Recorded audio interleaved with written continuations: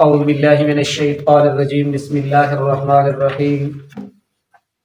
فمن خاف من موص جنفا او اثما فاصلح بینہم فلا اثم علیہ ان اللہ غفور رحیم یا ایہا الذین آمنوا کتب علیکم الصیام کما کتب علی الذین من قبلکم لعلکم تتقون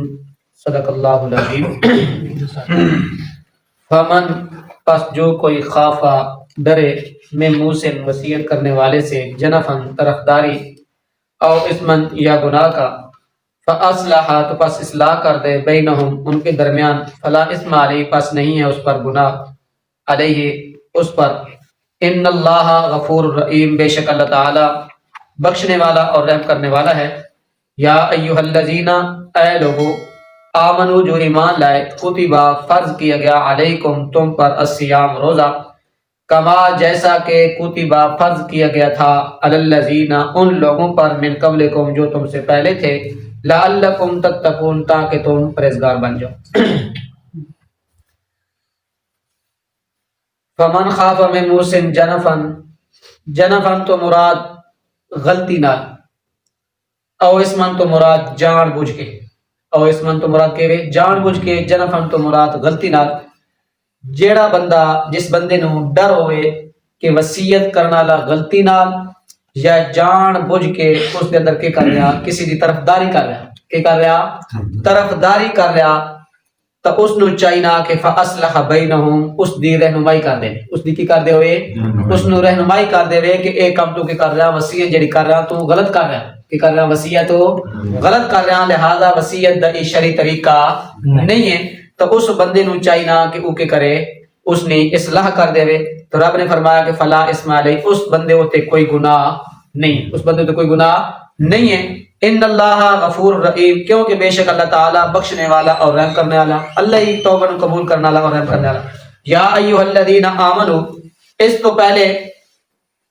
وصیت دے اندر گڑبڑ کرن دے کیا رب نے انہاں تو کیتا روکا پہلے اس دا بیان کیا جڑے لوگ وصیت دے اندر گڑبڑ کرنے انہاں نو رب نے کی فرمایا کہ منع فرمایا کہ اس طرح تساں نہیں کرنا۔ اس تو بعد اللہ رب العزت نے امور مصلح یعنی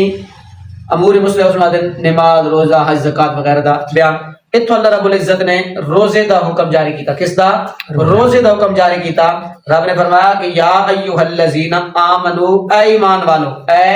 ایمان والو کتب علیکم الصیام تو ہمارے اوپر کیا کیا گیا روزہ فرض کیا گیا۔ اے نہ سمجھائے کہ روزہ صرف ساڑھے ہوتے فرض ہے روزہ کے وے صرف ساڑھے ہوتے فرض ہویا رب نے فرمایا کہ جڑے تواڈے تو پہلے لوگ ہیں نا انہاں تے لوگ کیا ہے روزہ فرض ہے انہاں تے کیا ہے روزہ فرض ہے۔ حضرت نوح علیہ السلام دے زمانے دے اندر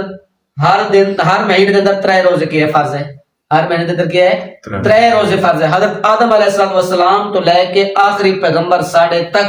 ہر امت تے کہہ رہے روزے فرض رہے تے اتنے روزے فرض ہیں کہ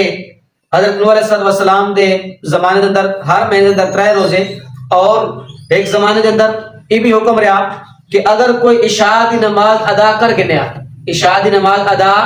کر گنیا تے اس کھادا پیتا کوئی نہیں تے اسے چرپائی تے لیٹا تو اس نے آنکھ لگ گئی چرپائی تے لیٹا کی تھیا اس نے آنکھ لگ گئی اس نے پھر دوبارہ روزہ کیا ہو گیا شروع ہو گیا اس نے پھر دوبارہ کیا ہو گیا روزہ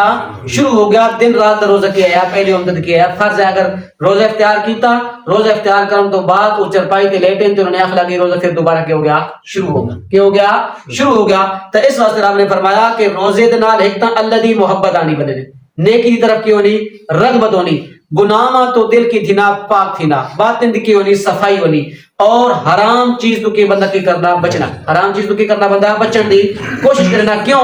حرام چیزوں بچنے کی کوشش سب کرنا نا جس وقت بندے ہوتے حلال چیزاں رب نے کی کر چھوڑیاں حرام کر چھوڑیاں کہ ہن اس دور اس ٹائم تو اس ٹائم دے اندر تو کھانا بندے واسطے حلال ہے نہیں کھا سکدا پانی کیویں حلال ہے نہیں پی سکدا